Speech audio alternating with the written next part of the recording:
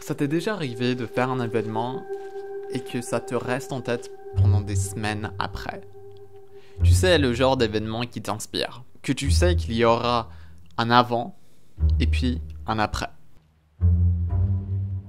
Parce qu'une fois que tu es rentré, dès que ton cerveau se repose, il y repense. Au moment, aux images, aux discussions de cet événement.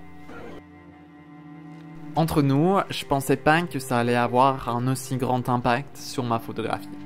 Et par hasard, est-ce qu'on t'a déjà parlé des rencontres d'Arles? Cet été, j'y suis allé pour la première fois pendant la semaine d'ouverture. Et au lieu de t'expliquer comment ça a été, ce serait plus simple pour moi de te partager directement mes pensées.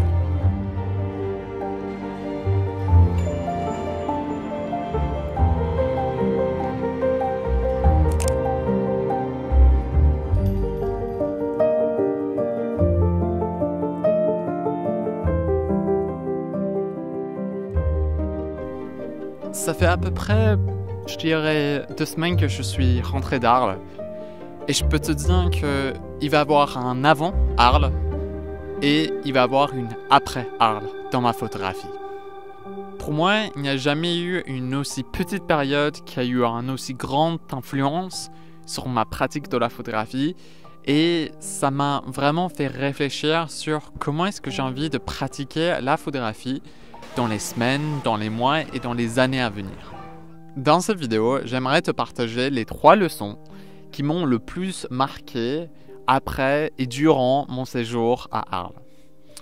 J'espère que ça va pouvoir t'aider à peut-être avoir les mêmes révélations que moi et que ça va t'aider à progresser par la suite, être plus clair avec ta pratique de la photo dans les semaines, années à venir. La première chose que j'aimerais vraiment te partager dans cette vidéo, c'est un fait tout simple. C'est un truc que potentiellement, je l'ai déjà dit sur cette chaîne, mais c'est le fait de te mettre au bon endroit, au bon moment.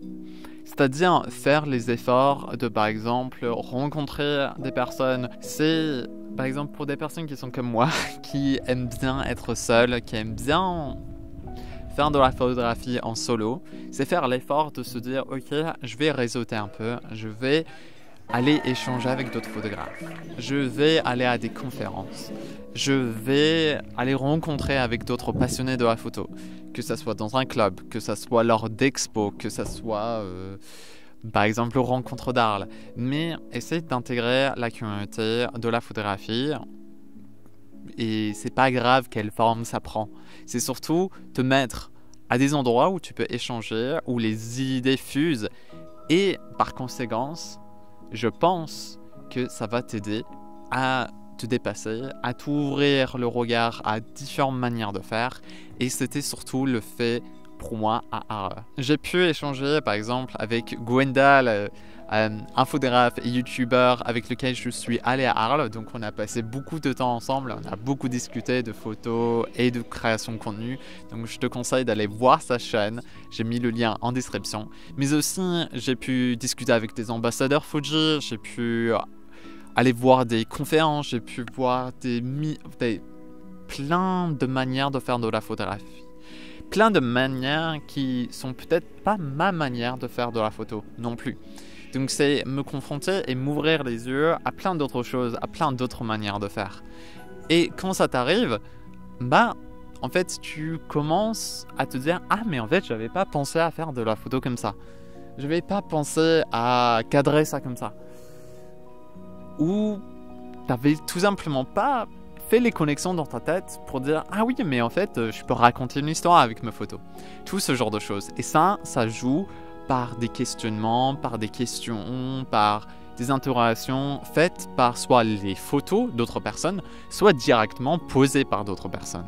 Et c'est pour ça que je te dirais la première leçon que moi je tire de ça, c'est l'importance et le fait que je vais continuer à m'exposer dans ce genre d'environnement, de me mettre dans ce genre d'environnement, de me mettre dans des environnements où je vais rencontrer des personnes, où je vais créer des connexions, parce qu'il y a une chose que j'ai appris ces dernières années, c'est la force de se mettre en réseau, la force de créer des contacts, la force d'échanger avec d'autres personnes qui sont passionnées par la photographie. Et donc, sur cette morale, sur ce point, je t'encourage à laisser un commentaire dans cette vidéo pour dire tu fais quoi comme photographie, pour dire qu'est-ce qui te passionne en photographie, pour un peu décrire ta manière de pratiquer la photo, pour qu'on puisse se connecter tous ensemble en commentaire. Donc, si tu veux connecter avec tout le monde, si tu veux échanger, laisse un commentaire, laisse ton Instagram et on va pouvoir un peu papoter, réseauter ensemble en commentaire. Et en tout cas, moi j'irai voir ça. Donc, si tu veux connecter avec moi, laisse un petit commentaire.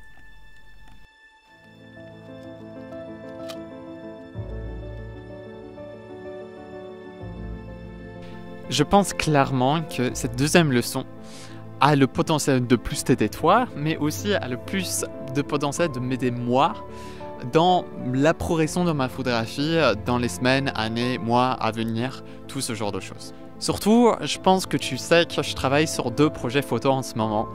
Un projet sur Saint-Jean-la-Poterie et puis un second projet sur le marché de Rennes. Cette nouvelle approche de travailler la photographie en forme de projet, c'est quelque chose que j'ai vraiment envie de pousser. C'est la direction par laquelle j'ai envie d'aborder la photographie dans le futur. Et cette seconde leçon s'applique totalement à ça. Après, tu peux aussi la dériver pour une photographie autrement. Donc, c'est-à-dire, par exemple, si tu fais de la manière un peu plus de la photographie un peu plus classique, mais elle s'applique vraiment à la photographie en forme de projet, qu'elle soit documentaire ou pas. Donc, cette leçon, c'est tout simplement te poser la question, qu'est-ce que tu veux dire avec ta photographie? Qu'est-ce que tu veux raconter dans ta photographie? What do you want to say? Cette phrase est revenue encore et encore pendant pratiquement, 80% des conférences que je regardais. Et je peux te dire, elle est rentrée dans ma tête. Parce que je me suis rendu compte que j'avais pas pris le temps. Je m'étais lancé rapidement dans ces 2 projets parce que je voulais des projets, je voulais avancer sur des projets, je voulais présenter des projets, je voulais juste tester et voir si ça allait me plaire tout simplement. Mais le souci, c'est que j'ai pas passé beaucoup de temps à réfléchir à qu'est-ce que je voulais concrètement dire avec ces 2 projets-là. Qu'est-ce qui était mon propos? Qu'est-ce que je voulais faire ressentir à mon spectateur? Quel message personnel est-ce que moi je voulais raconter dans mes photos? Et puis, est-ce que ces séries photos pouvaient aussi parler d'un thème un peu plus vaste? Par exemple, un enjeu politique, un enjeu environnemental, quelque chose dans ce domaine. Quelque chose qui pouvait enrichir et rendre mes photos plus intéressantes, plus fortes, parce que non seulement elles étaient impactantes, parce qu'elles sont techniquement réussites, certaines, je te rassure, elles vont au-delà de ça et ça a toujours été ma volonté d'aller au-delà de simplement des belles photos, de construire quelque chose de plus large, plus grand.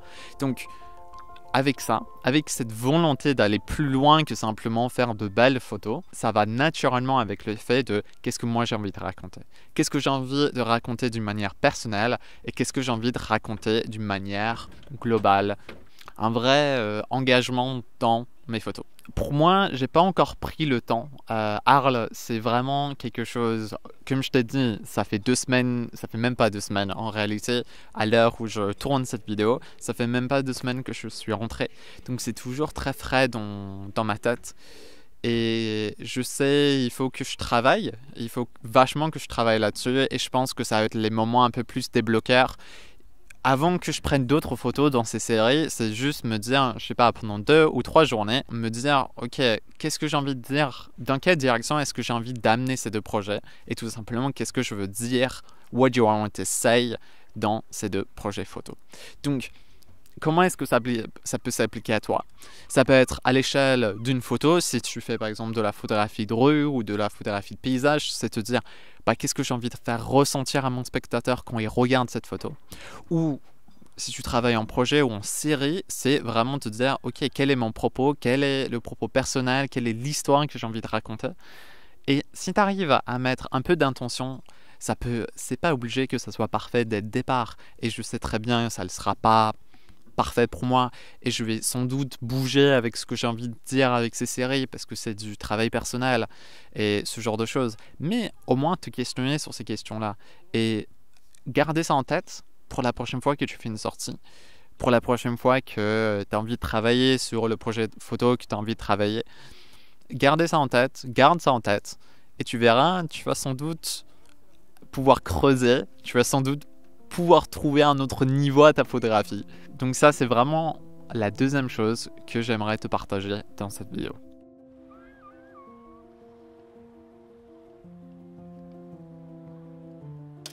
À Arles, j'ai fait quelque chose qui m'a fait peur pendant très très longtemps et que je sentais que depuis, je vais dire des années même, ça me bloquait.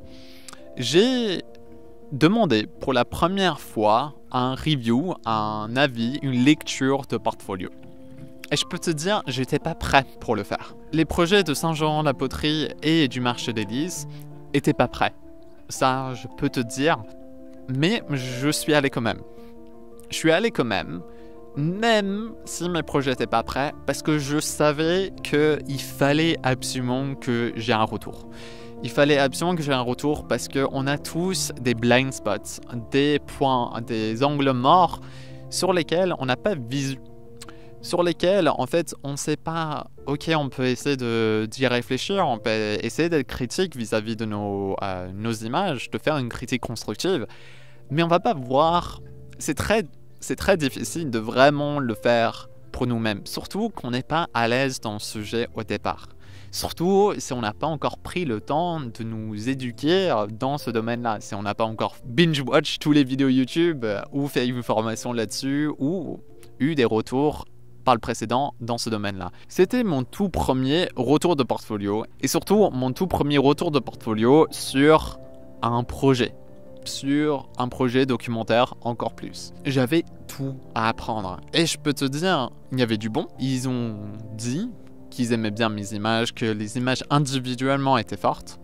Par contre, c'était là où j'ai dit dans la partie précédente, ils ont dit que j'étais pas assez précis avec mon pourquoi. À qu'est-ce que je voulais raconter avec ces images. Et donc c'est pour ça que c'est ultra important. C'est ultra important de demander des retours, de faire des lectures de portfolio, d'aller demander à quelqu'un qui est un cran, 2 crans, 3 crans au-dessus de toi sur l'échelle de la progression pour t'aider à avancer.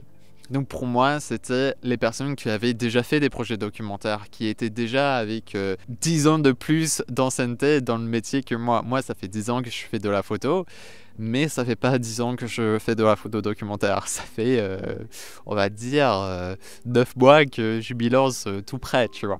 J'avais aussi quelques voix de syndrome d'imposteur que je voulais faire taire à peu près une bonne fois pour toutes, même si c'est jamais le cas, on n'est jamais 100% rassuré là-dessus, mais j'avais besoin de savoir qu'est-ce que mes images valaient vraiment. De demander à quelqu'un à qui je faisais confiance, qui je pouvais savoir qu'ils n'allaient pas démonter mes images, mais ils étaient capables de me dire si c'était une bonne image ou si c'était une mauvaise image. Et me dire, ok, bon, bah ça tu maîtrises, allons plus loin. J'avais besoin de ce type de retour-là. Et c'est en osant, c'est en demandant ce retour de portfolio que j'ai pu progresser. Et que je pense que ces remarques-là, je vais les imprimer, je vais les mettre en grand sur mon mur pour toujours garder ça en tête dans mes images à venir, dans mes séries à venir, dans la progression de mes 2 projets photos. Et pour toi, que tu sois au stade, ok, j'ai juste envie de vraiment faire les meilleures images possibles, et je suis pas encore au stade de faire des projets photos. Encore, t'as pas besoin de faire les meilleures images possibles pour faire un projet photo ou ce genre de choses.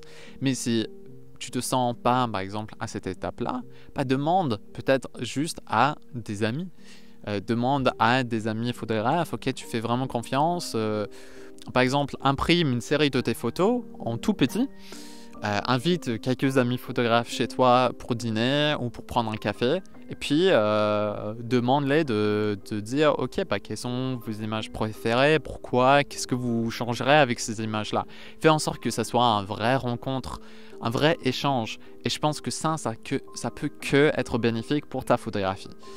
Et je pense qu'on devrait tous faire ça. Si tu aimerais que moi je regarde tes photos et qu'on en discute, qu'on parle de tes inspirations, qu'on parle de où est-ce que tu as envie d'amener tes photos, et puis que je te fasse aussi un petit retour technique sur tes images. Qu'est-ce que tu pourrais améliorer dans tes images? Quels outils est-ce que tu pourrais utiliser pour faire en sorte que tes images racontent vraiment ce que tu as envie de raconter? Donc par exemple l'utilisation de la couleur, de la composition, et même des fois une question de matériel. Donc si tu as envie d'avoir un retour critique, mais évidemment constructive, n'hésite pas à aller voir le lien dans les descriptions. Je vais en me proposer jusqu'à la fin de l'été. Si tu as envie d'appliquer cette leçon dès aujourd'hui, tu peux réserver ta séance de critique de portfolio avec moi. Le lien est en description.